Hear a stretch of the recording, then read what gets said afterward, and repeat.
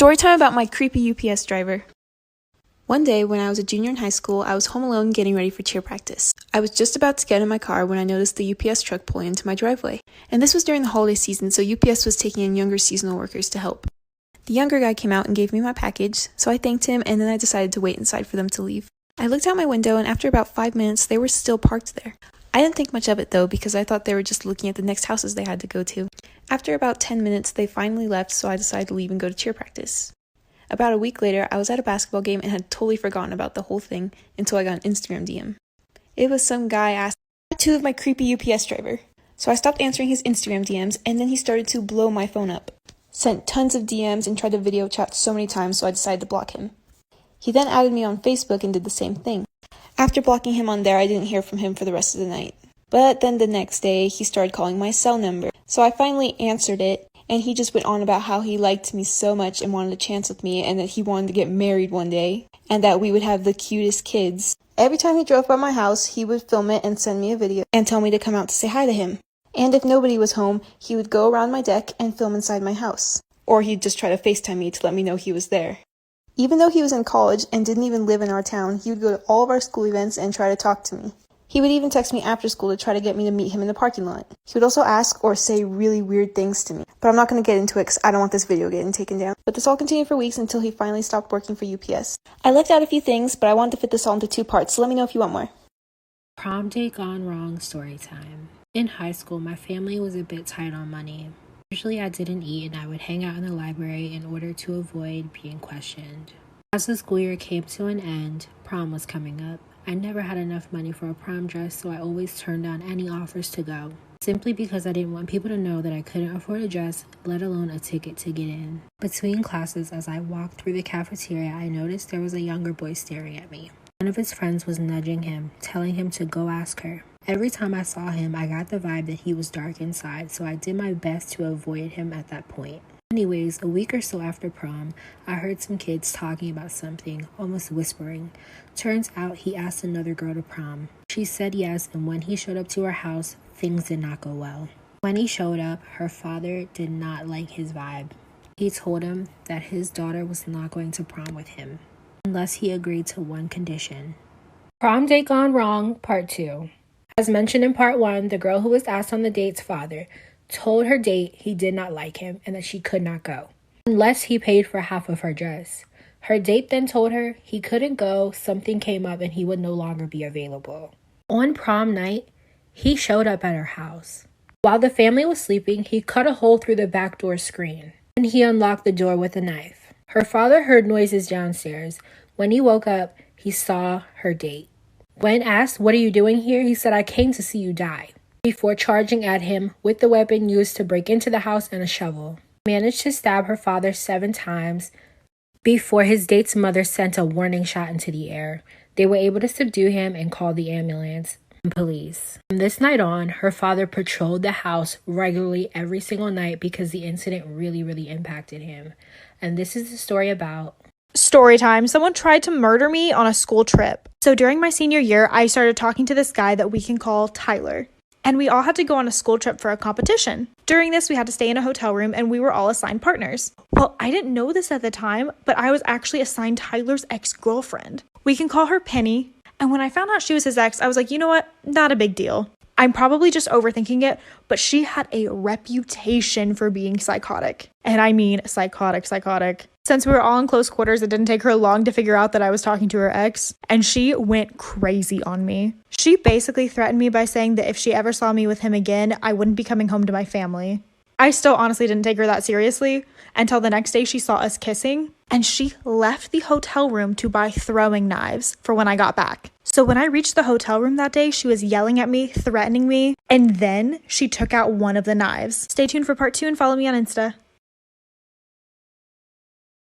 To me almost getting murdered on my school trip. So when Penny took out one of the knives, she literally threw it right at me. Somehow it only managed to land 5 inches from me and I was okay. So I took off running out of the hotel room. I immediately went to our director, and literally because her parents fund most of the band stuff, he straight up couldn't care less. I told my mom, who happened to work with the superintendent's wife, so she told her the whole story and gave my mom his phone number. Let's just say they were suspended and the teacher was fired. She swore up and down that her and Tyler were gonna get back together, but it's been 3 years later and she's still crazy and he still hates her, and I'm still with him. So I guess the moral of the story is please take it seriously if someone threatens you, especially if it's a crazy ex. Love you guys. Follow my Insta and DM me if you have your own story. This is why you should be careful working in food delivery. When the pandemic hit, I lost my job and signed up to work for a food delivery app. I was making good money and the tips were nice too. During the first few months of working, I never had any weird experiences or customers. For the most part, everything was fine. There were times when I was a little scared of dropping off the food because it was in sketchy neighborhoods or it was dark outside, but nothing ever happened.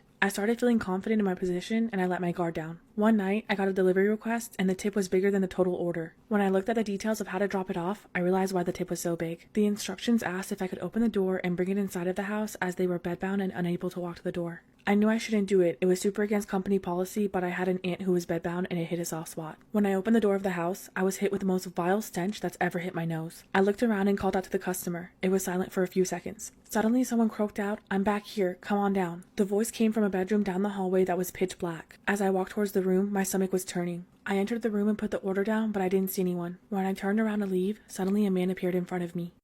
Part 2 of why you should be careful working in food delivery. This man was tall, wore glasses, and was balding. He was also fully functional from what I could tell. In this moment, I realized how badly I had messed up. I was cornered away from the doorway. He thanked me for dropping off his order. I politely replied, "You're welcome," and tried to step around him to leave. He took a step in the same direction at the same exact moment and asked me what I was up to for the rest of the night. My heart was pounding out of my chest, but I quickly replied that I had another order to drop off and that they were waiting, so I had to go. However, he didn't move. Somehow, I mustered up enough courage to step towards him and say, "Excuse me, I really have to go." His hand was on the door and I knew he was either going to let me go or shut it and attack me. He stared at me for a moment, then hesitated and stepped out of the way. I quickly slipped past him and made a beeline for the front door. As I twisted the doorknob, I heard his footsteps running towards me. I swiftly opened the door, slammed it behind me, and sprinted towards my car. I felt the adrenaline rushing through my veins. I looked back to see if he was running after me, but he was just standing in the doorway, watching me run away with a smirk on his face. I never should have gone inside for a delivery, and I never will again. Kidnapping rate in Detroit is so high a woman can't even go to the store alone anymore. I went to Myers and I bumped into a guy in an aisle. He was really, really tall with long hair. And I was like, "Oh, my bad, excuse me." He looked down at me. He was like, "Oh, no, you good, you good." Next thing I know, every aisle that I went to after that, he somehow ended up in the same aisle. So I tested the dude out to see if he was really following me or if maybe I was going crazy, you know. So I went to the tampon aisle over by the makeup and all the women's products. Why he end up in that aisle too? So then I started taking my sweet ass time trying to see if this man would leave, which he never did. So I went to self-checkout and deliberately checked the product wrong. When assistants came, I told them, "Hey, look, it seems like this dude's been following me all this time. Can somebody walk me out to my car?" They sent one of the guys that wrangle up the cars to walk with me. So I finished my checkout and me and the Myers employee walked out together. And he and I both noticed this man following me to the car, and then the man walked 4 lanes over to his car, got in there and waited for me to finish packing up my car. Mind you, I had 2 children with me, a 3-year-old and a 2-year-old. At that point, the Myers employee told me he was about to go get security. I hopped in my car because I didn't feel safe anymore. I was by myself, and I started to drive off. The man followed me out onto 12 Mile, and at that point, I called the police. The police told me to drive straight to the police station, which I did. 2 miles down the road, this guy was still behind me, and I kind of think he figured out what was going on, so he turned off on the side street. I have not seen him since that day. So I have this really funny story time about how someone attempted to rob me at the bank. So the customer comes in, he comes to my station, and he passes me this note. First sign I should have known something was wrong. He passes me the note, and I open it, and it says, "Give me $5,000 or I'm gonna go NWA on your ass." I didn't know what NWA meant. So I look at him and I'm like, what does NWA mean? And then he just looks at me. He's like, "Just give me the $5,000. So then I ask him, I say, "Please swipe your debit card." Like at this point, I should have known he didn't have an account with us. But I'm like, "Sir, like I can't give you money unless you swipe your card. Like I can't access your account. You don't have your ID. Like you have to swipe your card." So then he looks at me. He's like, "I don't have an account here. You have to take it out of 50 Cent, Kanye West account. I don't care whose account you got to take it out of. You got to give me $5,000. So I go get my manager. And after my manager's like, "If you don't have an account here, we can't help you." He looks at me dead in the eyes and says this: "If you don't give me $5,000, I'm going to go home, grab my gun, come here and shoot you both in the face." So after he said he's going to shoot us in the face, my manager looks at me and she's like, "Go to the back right now."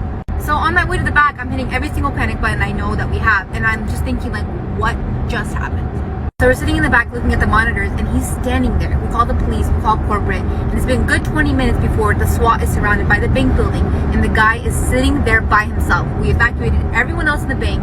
We're all in the back office, and he's sitting there. Not sitting there, he's standing at the teller station where we left him.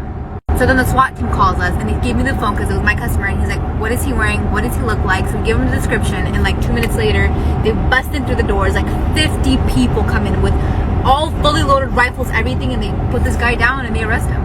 I have to assume that he was under the influence, because why else would you stay at a bank you're trying to rob after we all go into hiding? But yeah, we all had to get psychologically evaluated after. They had therapists for us the next day at work to see if we were clear to come back. It was like a failed robbery attempt that I didn't know was happening.